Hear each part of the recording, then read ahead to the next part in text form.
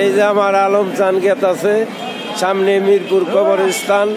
যদি আল্লাহ হাইতে দুনিয়া এখানেই নিয়ে যায়, আপনারা সকলেই এই সমাবরণে রাইতে দোয়া করবেন।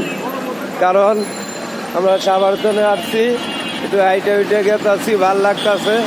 মুরব্বী উনি আমাদের, ঠিক আছে, কিন্তু গরম চা দুধ চা একটাও খাওয়া নাই। আর কি কমো, হ্যাঁ, সামনে তার ক্যান্ডিডেট ভাতিজা, এই যে আব্দুল মজিদ খান।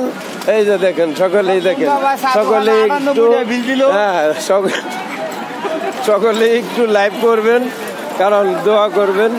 আজকে রহমতের একটা রাত, আপনারা সকলেই দোয়া করবেন। আমরা মিরপুর আসছিলাম, নামাজ পড়ে ইবাদত করে চলে আসলাম। খুবই ভালো লাগতেছে।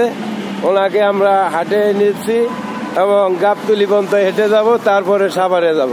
দেখেন ভাই, এই যে বিড়ি টানতেছে ভাই, দেখেন দেখেন আমার চাচা কত দুষ্ট, দেখেন ভাই। তারপরেও লাইভ কমেন্ট শেয়ার করবেন, আপনারা ভালো থাকবেন, বুঝছেন। খুব সুন্দর লাগতেছে, মজা লাগতেছে, বুঝছেন।